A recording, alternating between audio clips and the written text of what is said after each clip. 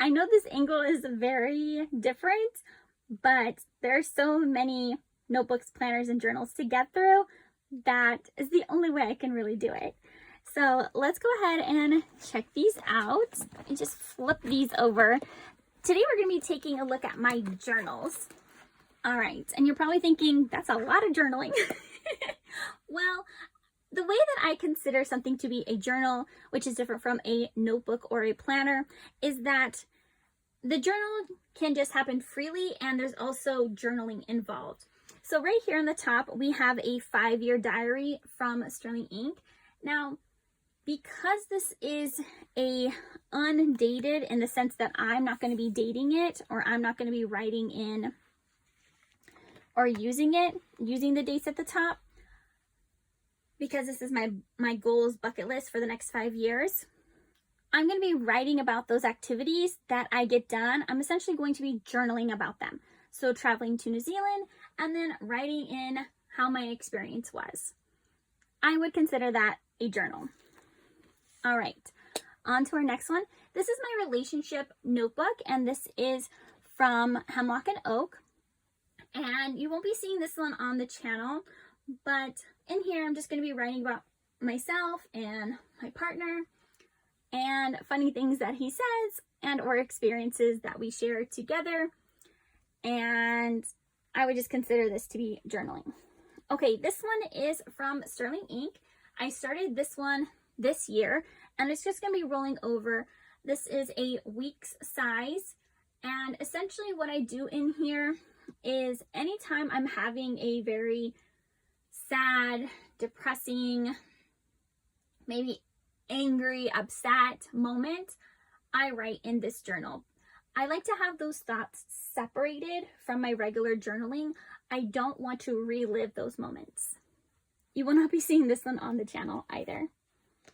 All right, this one you will be seeing. This is my 2026 truths, but it's not going to be only used for 2026. It will come back around because I'm going to be using this one for the next 5 years, and this one I'm using for manifesting. All right, next, this one is my horoscope. Now you're probably thinking, well, how are you journaling horoscoping? Well, with checking or looking at my horoscope, what I'm also going to be adding is a journaling bit related to that daily horoscope. So once I read the horoscope, I'm going to be going through and looking and seeing, like, did this happen? Did this not happen? How did it relate to my life that day or within that week? Next, we have my little journal. I'm going to be using this one similar to the way that she does over on her channel. But what I'm going to be doing is, I know that she does prompts, or she has certain things that she does throughout the day, you know, like October dailies. But I'm going to be using this one for creating a list of all of the things, but not just a list. It's also going to be kind of like scrapbooking, where it's going to have all of the things that make me happy. They don't have to be things that only happen in 2026, but things that just in general make me happy. I'm going to place them in this book. Now these next two, they go together because the inserts are just too dense. And I know that because I'm going to be adding photos in here, they're all not going to fit in one book. So I already went ahead and put them in a 2-part system. And this is my memory keeper. And you might be wondering, well, what's the difference between a memory keeper and your daily log or daily journal? Well, the difference here is because my daily journal is a bound system, I'm not going to be adding photos into it. Now, I could, but I'm not going to. And the reason is because I know that there are some things that I want to have memories of, like the photo memories, but I don't want them to be in the daily journal and people on the internet see them.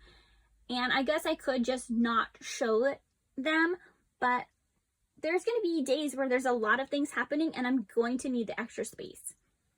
I've already divided out what's going to be going in the memory keeper compared to what's going to be going in the daily log. And right now it's a perfect system. However, I have not jumped into it because, of course, some of these things I can't get started until the new year.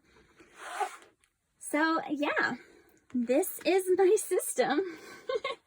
At this point, you can see over here, these are my planners for the new year. And we already did a video on that, just stacking all these up.